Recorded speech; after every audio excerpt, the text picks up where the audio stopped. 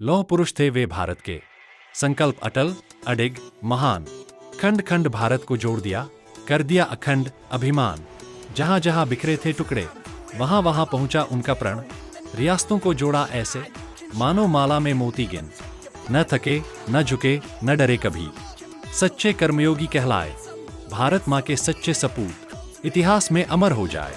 आज प्रधानमंत्री ने फिर याद दिलाई वो गाथा गर्व की, पराक्रम की, जिसने एक सूत्र में बांधा देश, अभिमान बना हर जन जन की।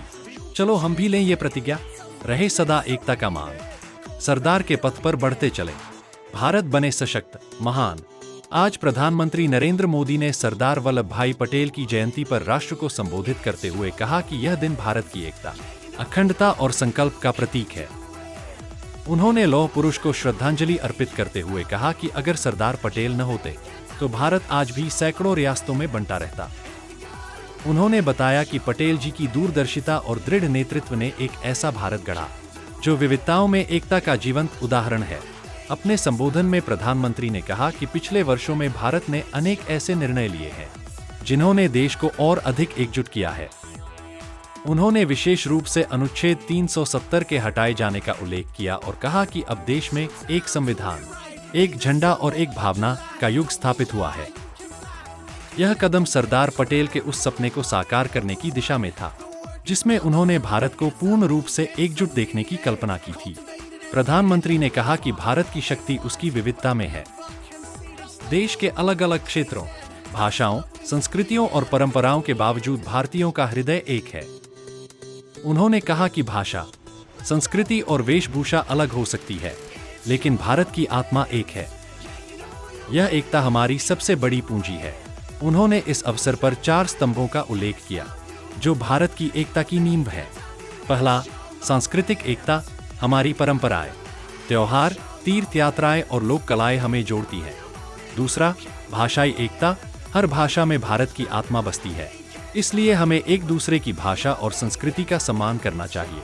तीसरा, सर्वांगीण विकास, जब देश के हर वर्ग, हर क्षेत्र को विकास का लाभ मिलता है तभी सच्ची एकता मजबूत होती है। चौथा, भावनात्मक और भौतिक जुड़ाव, सड़कों, रेल, डिजिटल नेटवर्क और संवाद के माध्यम से लोगों के बीच दूरी घट रही है और दिलों के बीच नजदीकी बढ़ रही है। प्रधानमंत्री ने कहा कि भारत की एकता में 140 करोड़ लोगों की शक्ति निहित है। जब पूरा देश एक स्वर में आगे बढ़ता है तो असंभव भी संभव हो जाता है। उन्होंने कहा, अगर देश के करोड़ों लोग एक दिशा में सोचें, एक लक्ष्य को लेकर चलें, तो कोई भी पर्वत अडिग नहीं रह सकता।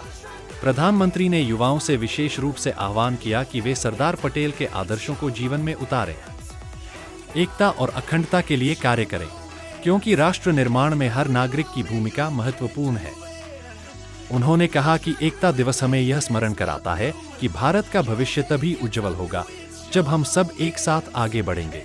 अपने संबोधन में उन्होंने यह भी कहा कि विकास केवल आर्थिक नहीं, बल्कि भावनात्मक एकता से भी जुड़ा है।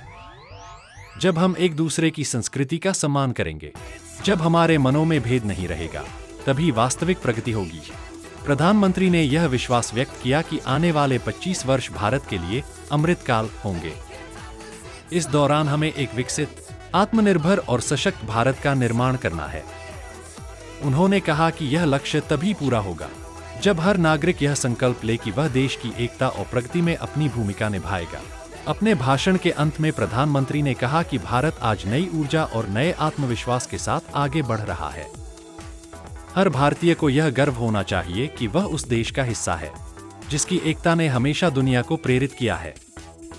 उन्होंने सभी से आग्रह किया कि वे सरदार पटेल की शिक्षाओं को आत्मसात करें और एकजुट भारत के निर्माण में योगदान दें।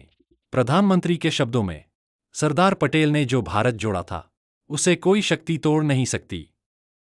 जब तक 140 करोड़ भारतीय एक हैं, श्रेष्ठ भारत के नारे के साथ अपने भाषण का समापन किया और देशवासियों को राष्ट्रीय एकता दिवस की शुभकामनाएं दीं।